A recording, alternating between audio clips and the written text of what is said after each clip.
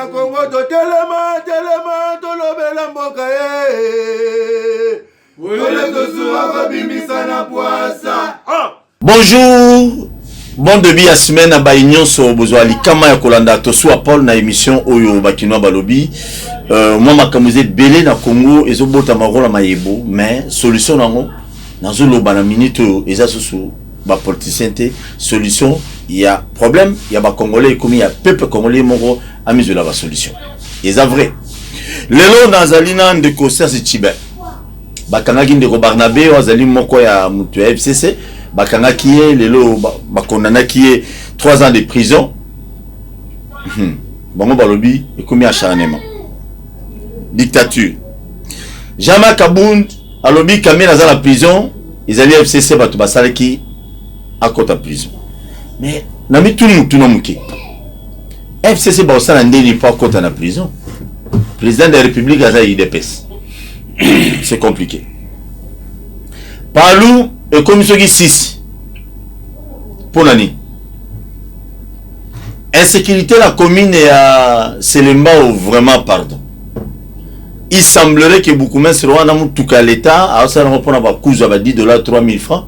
Moussa la salaire à moins. Est-ce que c'est solo? Négocier Tshibet bonjour. Mbote Paul Toussoua, mbote na ba Kinois. Ba Congolais, ba Congolaises nous ba na biso. Qui me donne? Qui me donne ngulu nzambe. Très bien. Tobani malmo na lisolo ya arrestation ne bakangi condamnation plutôt il y a 3 ans. Il y a Ndo Barnabé. Tu sais comment? Et ça bino mabe? Et ça biso mabe parce que lelo mokili mobimba emoni que Congo est comme mboka ya ba biceps, c'est-à-dire mboka oyo comme kamama na ba muscle. État de droit, ils allaient notion moko populiste. On a aussi ça va assez en détail et non une notion qui devait être contraignante pour la besoin. Ba procès à mangu sur les caméras. Tout le monde dit procès en direct en live. Mangu vite fait caméra na makala. Procès à mangu sur les alliés Henri Magie vite fait makala. Procès à mangu sur les alliés Barnabé ou les alliés Jean-Serge Tshibet. Peut-être lié au lobby tout soit. Mais procès à bateau ba Ibambongo, na cabinet chef de l'État, maison civile, $10 millions. On a procès. Procès comment va? Et procès à Bino Batu FCC Boiba Pembongo belé à l'État congolais. Faut tout na ngopé. Opposé na mutunat. Et n'a pas na zozong ça pour koloba. Procès à bateau ba sala ki milice na Gingabwa, ari membre maison civile chef de l'État. Et souka. Procès était Nilongondo, le tout puissant ministre de la santé. O a séquestré Gimbongo ya ba ben va infirmer télé va foutre maté au gata ko interpeller va interpeller non notion état des droits une notion ya façade ezalité lelo na tongwa lelo la na ba rapport ba différents rapports sur la bonne gouvernance na état des droits na ba pays Afrique Congo to peut être 3 places ya liboso tozaki na 47e position to biso na 50e ou 49e position Sony parce que tout le monde comprend aujourd'hui que nous sommes en train de reculer sur tout le plan. Dans 2 ans seulement au président Félix Saza président. Tozongi déjà nyonso. Tozongi na la siba na vitesse à l'ombangu. Violation de la constitution en cascade et comment kutu billet batu wata billet ya batu ya cash. Ya ba congolais. Billet ya ba cash ya mwana. Violation de la constitution et puis les arrestations arbitraires non justifiées. Et comme nango à tout moment. Mais là on a dans ce pays là. Ceux qui pensent qu'ils peuvent intimider Emmanuel Ramazani Chadaka Lobaka. Le communicateur, non, le communicateur du FCC PPRD, Tokozong a Sibate. S'il faut dire des choses que telles que Zali Tokolobayango, s'il faut nous arrêter, vous allez nous arrêter tous. Et puis, Boloke Boumahamoutouté. Si on a Koufi, et Zatan Unangai, et Kokaki na Koufi na Makala. Mais ce qui est bimi, nous allons combattre cette dictature qui est en train de s'installer.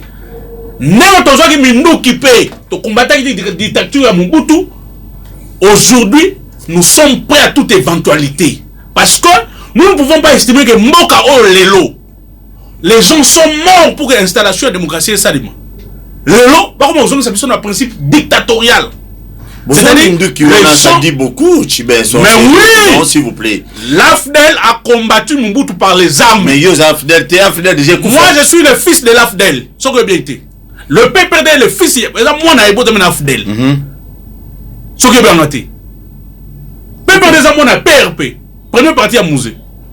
Oh, Jeannette Kabila, il m'a dit que la. Je t'ai dit, Bazali, ils ont des députés. Ça n'engage que toi. Non, on a tout.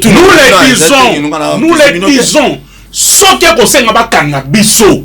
Nani a kanga biso. Et pour nani kanga biso to kozonga simate. Est-ce que ma propos ya Barnabé, la patrie. Ma propos ya Barnabé, est-ce que ça là qui vraiment bien par rapport à Barnabé. Oh ya loba ki ba kanga. Mais soit, ozoka musangai. Fils mon corps maka moi loba kanga Kabila président. Tu ne sais pas que fils mon corps loba ke ba repesa ba combattre ni nous qui va reboma Kabila, ba zo corps na ba traîner ngoti na 10e ri. Ba kanga fils mon corps. Okay. Toi tu sais pas Etienne Tshisekedi. Alors que Bakanga Kabila va ligoter, vivant ou mort. Mais c'est tout à fait normal parce que hier le Baki a s'il vous plaît. Parce que s'il vous plaît. Aïe Baki a beaucoup de victoire en 2011. C'était lui qui était li. Yo dans ma que c'est lui qui était li. Tu as évolué. Yo tu n'as mis c'est moi qui te pose des questions. Merci. Tu as évolué. Etienne Tshisekedi dans sa déclaration Bakanga Kabila ligoter. Vivant ou mort, boy la ngai na limité, bazong c'est dans wan. Bakanga na. Le nouveau président de la République, nouveau président, Félix Antoine Tshilombo, à la veille de 2016 avec l'élection et l'élection Zalata, ça la déclaration 2016 sur l'élection Zalata, c'est que Kabila perd aux Zalata. Nana Kangaï. Et puis les lots. Tout le monde va zouzi, ceux qui ministère public, bazo ba non, d'ailleurs Barnabé, abenga chef de l'État présidenté. Banana Félix Antoine Tshisekedi Tshilombo, nouveau chef de l'État. Tina fils Mouko on a eu des pèses. Quand Kabila était président, on a bien président.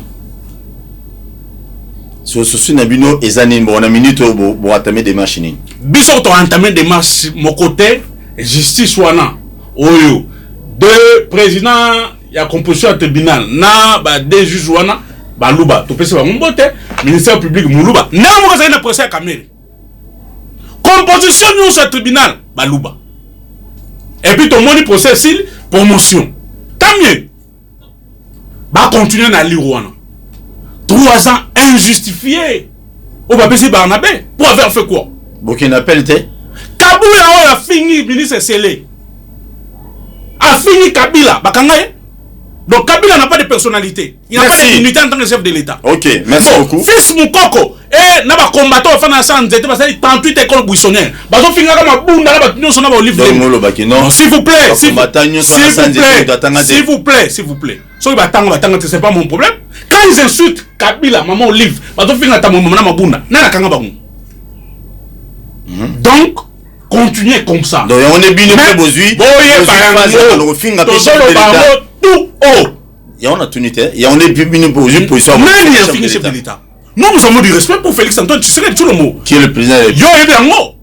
Tu es un président. Mais s'il vous plaît. Même on a plateau président. Oui. Et je reconnais c'est lui le président. Du temps de Kabila. Qui a appelé Kabila président? Merci. Qui a reconnu à lui de parce que Kabila était président? Merci beaucoup. Pour choix, nous sommes prêts à toute éventualité. S'il faut qu'on nous arrête tous pour nous faire taire, dictature comme un royaume, nous sommes prêts à aller en prison pour la cause noble et à Congo. Ça va passer. Merci beaucoup, FCC de l'oiseau là. Toujours les latés. FCC Romolé là. Toujours les lanés comme toujours les merci beaucoup. Ok, toujours une régie, le maire gouverneur en ville à Kinshasa. Oazalaki Mukolo lobby la 29 et pas à l'église et à Léopold Mutombo na limité 8e mairie et bon tout ça.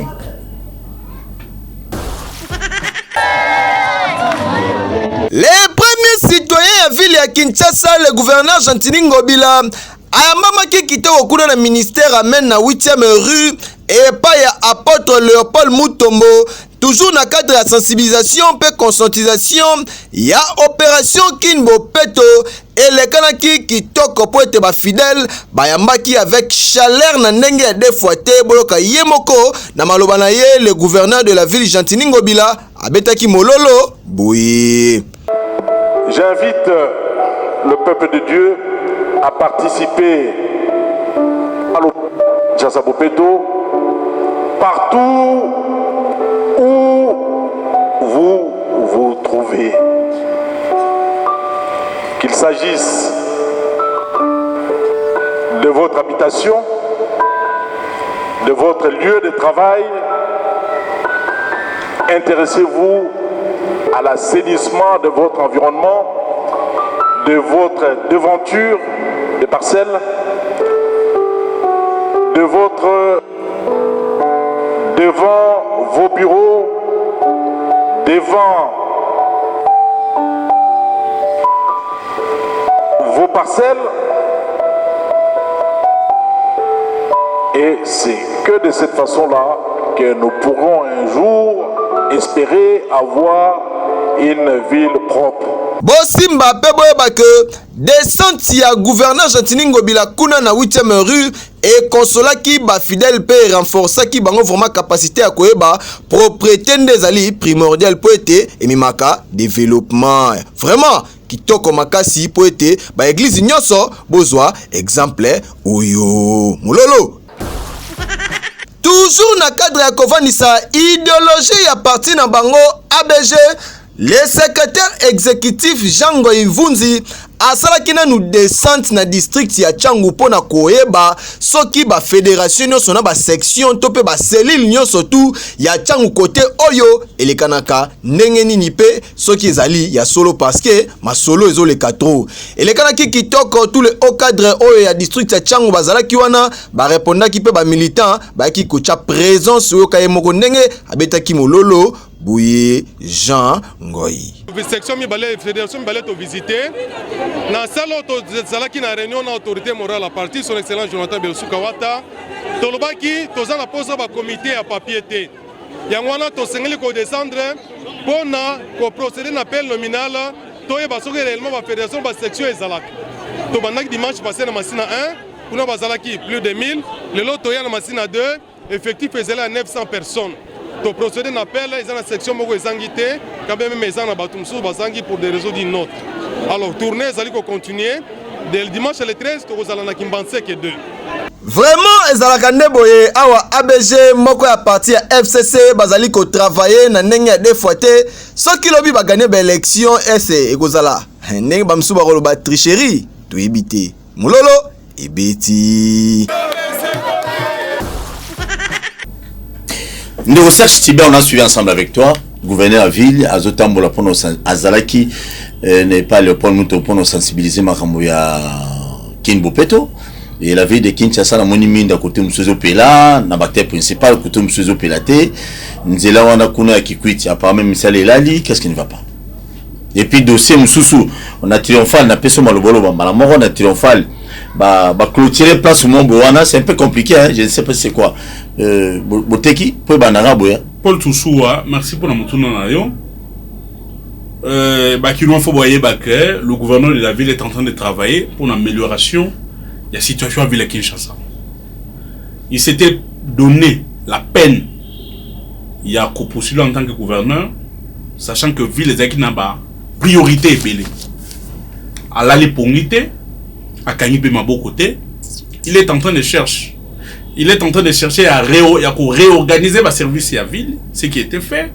À Pessiango, une certaine fonctionnalité pour que Basala Moussala na l'oleng nyonso. Kinshasa bopé tozali vision programme à gouverneur de la ville. Na kati wana to ba chaque fois, ba to mona ga Kinshasa bopé to ko kombola. Non. Kinshasa bopé to c'est un programme vision qui na kati programme wana tozali na aspect infrastructure, tozali na aspect ya électricité, tozali na aspect ya éducation, tozali na aspect ya social, tozali na aspect ya changement de mentalité, tozali na aspect ya salubrité. Donc tous les aspects ya vie la Kinshasa ezali na kati wana. Maintenant na approche ya salubrité. Gouverneur, moi rapidement, comprenant qui que oui. Merci. Excusez-moi, comprenant qui que Kinshasa Bopet doit être accompagné. C'est une vision qui est intériorisée par les Kinois Lelo. Il faut avoir une question dans l'église. Il faut une forte campagne à sensibilisation pour que Bateau va être leader d'opinion. Bateau va aller en contact dans la masse, notamment les églises. au monaki ezalika n'est pas ya pasteur Mutombote akenaki pas bakimbangiste akenaki pas maman Olangi lobi akozala peut-être pas Moïse Mbiye akozala peut-être na Notre-Dame akozala na Saint-Michel la Bandal. Il fait la ronde pour que l'église dans son ensemble ait soit relais à sensibilisation et kozala peine na bakati ya l'école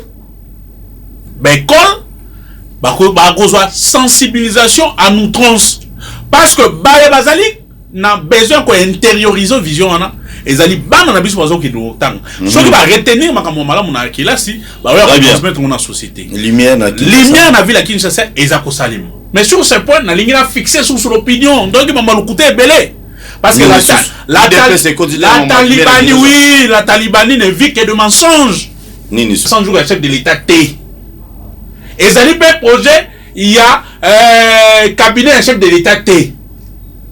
Éclairage de la ville à Kinshasa, c'est le programme du gouverneur de la ville.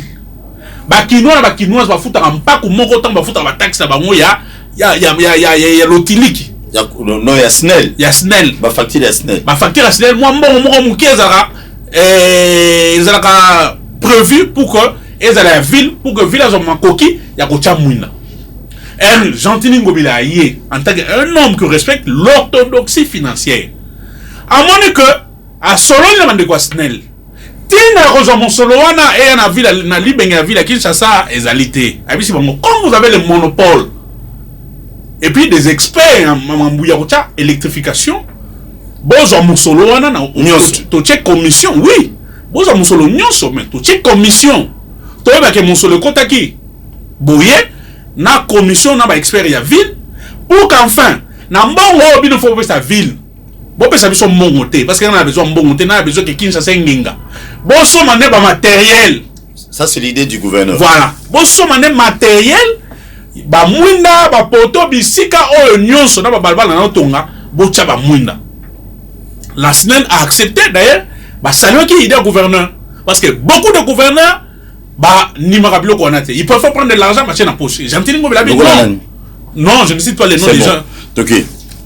Beaucoup de gens préfère prendre l'argent dans la poche. Jean-Denis Ngobe a dit non, je n'ai pas besoin de cet argent. J'ai besoin des œuvres. Si vous ne croyez pas à ma parole, croyez à mes œuvres.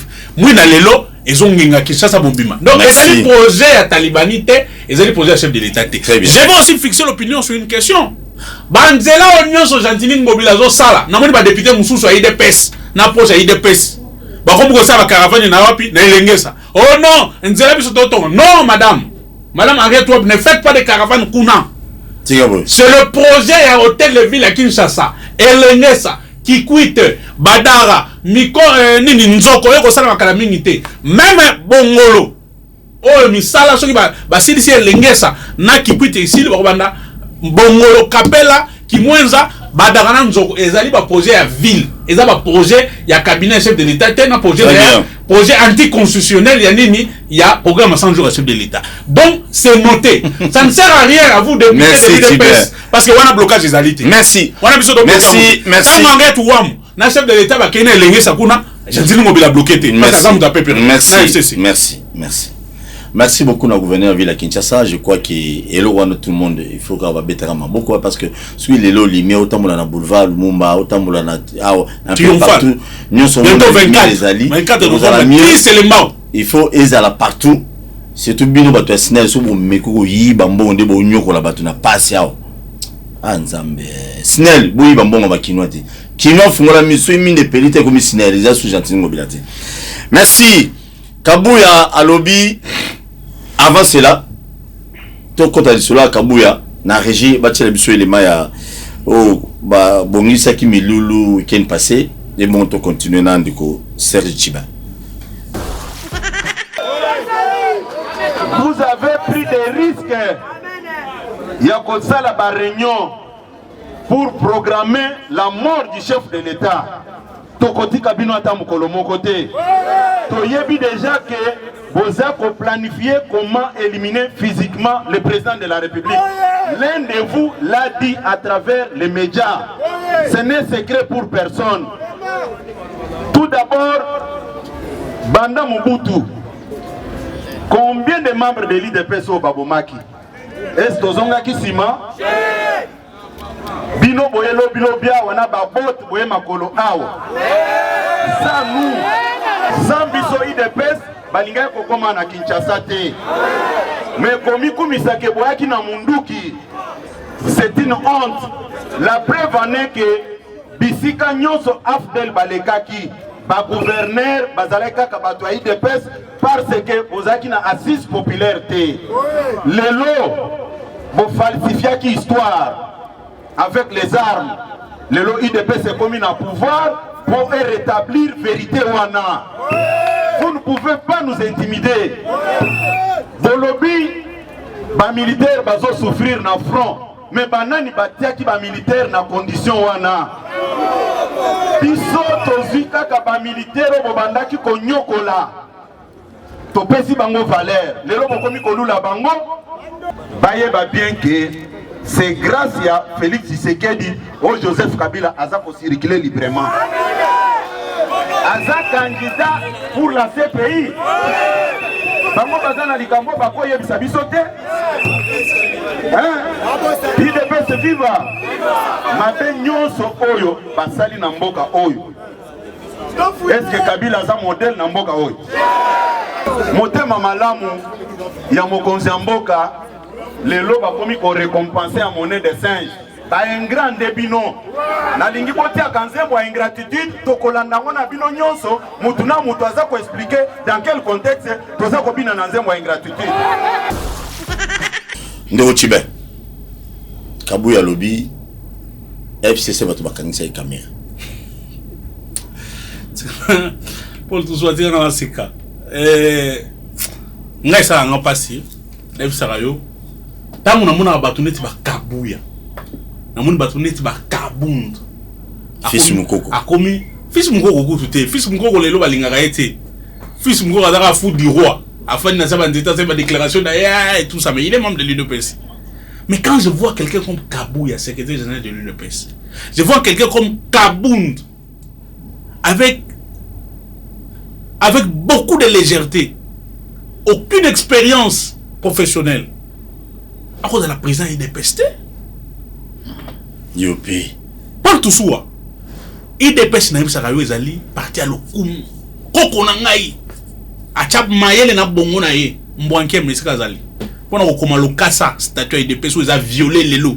Président intérimaire, autorité morale et secrétaire général intérimaire etika kozalate. Liaou bakoma na bakibasa. Mais les gens bah yé kaka boy sans expérience, aucune expérience professionnelle, expérience politique avérée zalité. Bah tiens on a monté un grand parti, ça donne ça. Le parti est très bas. De PPD Zalikolo. Est-ce que yo vraiment pour tout ça on comparer PPD na IDPS? Oui, parce que IDPS bazana ba militaire mo crédible permanent. Mais bino bazana ba militaire ya mbongo. Yo wana yo ça n'engage que toi. Non na bien militaire on va faire marche awa, au moins était militant. Les wewa bazo la carburant na machette, au moins ga monter. Domino votre ça la la plus belle femme ne donne que c'est qu'elle a. L'IDPS ça fait 38 ans école buissonnière sous le bois, bah il est le côté. Bah on peut ça en tout cas lokuta message à lokuta. Mais si on va jouer au cause, on dit que les gens là. Donc yo une ngolo ba keno ba bien oni. La base na bango tonga comme oni. Mais pas parlementaire de Bounion so wana vraiment donc mamunu so ba lo bezia lokuta. Mais il y a le kuba lo rani. Ba parlementaire de Bounion. Il y a des pèses. Il y a la personne déjà. Oh ba lo ba tonga poko wana. Il y a le kuta de. Na ba base na bango. C'est là na ba na la repeso information wana. Après on compte maman chef de bango Kabunda. Yo rakiteka avant 3 jours meeting rien foiré. Oh non ba kangi Shadar. Nga nazo solana secrétaire permanent Emmanuel Ramadan Shadar. Bango kona sa nzete basali ba message sur les réseaux sociaux Shadar bakangi ki naikana. Oka kelmote.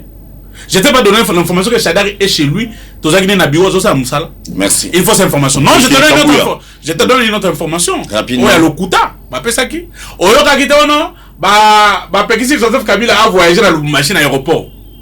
Il faut cette information. Joseph Kabila a eu un rendez-vous dans Basango, dans l'église protestante, dans l'ambassade, dans Belé, a eu un rendez-vous. Il n'a pas encore voyagé. Ça fait peur. Il n'est vu que de mensonges. Kabila doit se taire. Donc, tu as des personnes qui sont ça. Baza le Kuta. Ils ont appris à Kokosa 38 ans. Et ça domaine à ma prédilection. Kokosa. IDPS. Mais je te dis. Dans l'ensemble. Le Kuta est un des modes de gestion à Mango. Il y a même au sommet de l'État. Lokuta. Ils mentent. Donc, toi, de l'État pas pour ça.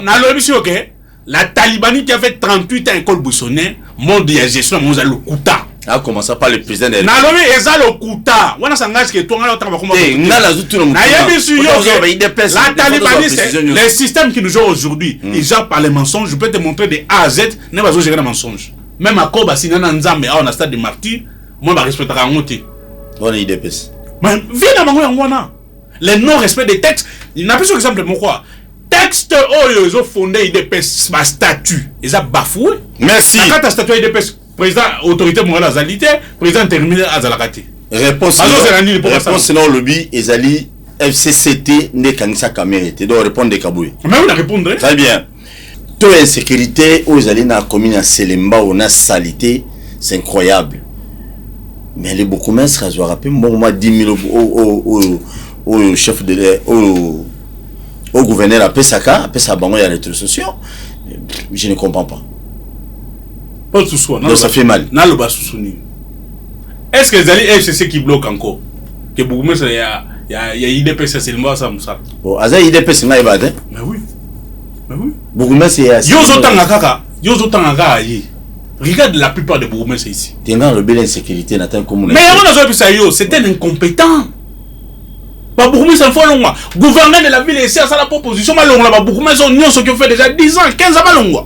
Et bon c'est les mawana ya kotika lo. Na lobby boye. Le principe d'abord que tous les bourgmestres va salir 15 ans.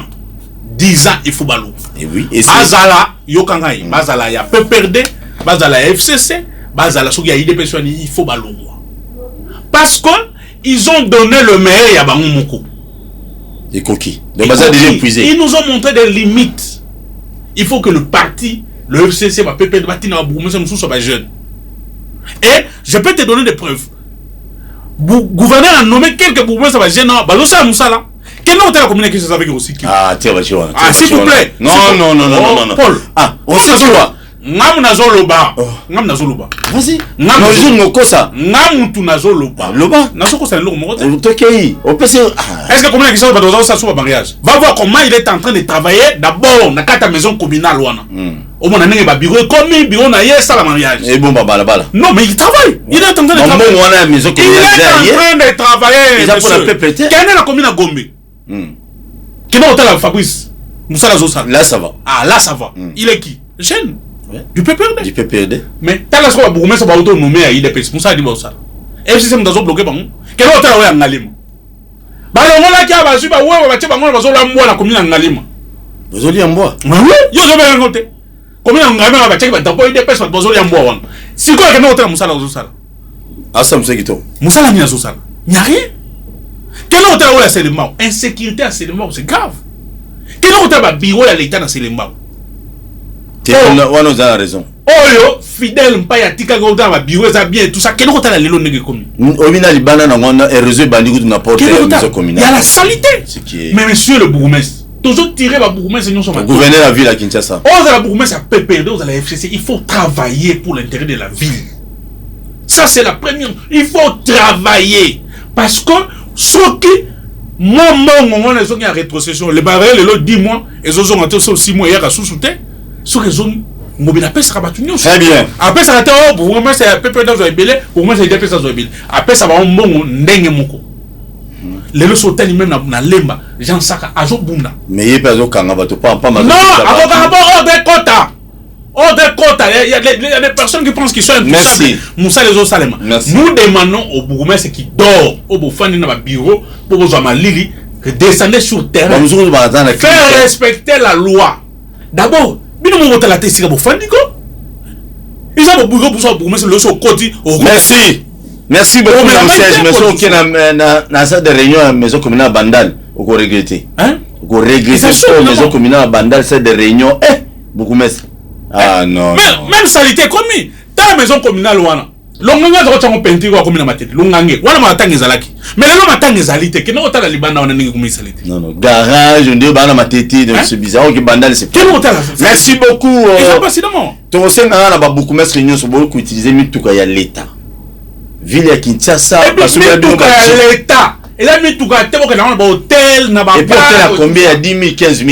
Mais c'est les bourgmestres au milieu. So, mon ils kenne. N'est mis tout à président, c'est comme na Bakaya ou et comme na Okwaka Bonza, mis tout à président, c'est comme na Capella. Non, monsieur, vous devez changer. Merci. Sauf que mis tout à l'Argentine, Gobilana qui mouta babisa qui mon solo à l'état, va somba, ba yawa, plus ils ont pas dans mon sala. Et ça était 23h, et là, le bosso qui hôtel ni. Non. Merci à l'État. Émission Essili Awa, vous s'abonner massivement à la chaîne d'émission YouTube Bakinois Balobi TV. La bande était gouverneur de la ville à Kinshasa, il faut qu'on a mis ce côté, qu'on faut nous tous les bourgmestres sur ça et le côté. Et une grande surprise, bourgmestre à Tiki Bureau, passe à Zana Malika, on est mon boy, Azumu Tukano, et puis et comme il y a ce dossier, ils arrivent à qui balander l'hôtel, à signer là mon hôtel. Donc ça devient normal dans la ville à Kinshasa. Monsieur le gouverneur, veillez côté Wana, c'est anormal, c'est inconcevable. Il y a une coalition et bon ma Congoté. Apparemment coalition ils ont permis. Coalition Salini. Donc coalition Salini. Comme bourgmestre Ozaï de coalition va merci. Atoni elenge sa chef de l'état qui na coalition qui malamu. Merci beaucoup na bino so bolandi biso. To kutani merci beaucoup. Na coalition qui top. OK, Joseph Kabila to peso mbote de prix kinga kata. L'aigle de kinga kata. Oui, autorité morale de la République. To peso mbote. Joseph Kabila autorité morale. Autorité morale de la République. Ça n'engage que moi. Monsieur Sili, merci. To kutani prochainement. Ça n'engage que moi. Merci beaucoup. On a besoin d'intervenir. OK, merci. Tolobela mboka ye. Ole tosuwa ko bimbisa na poasa.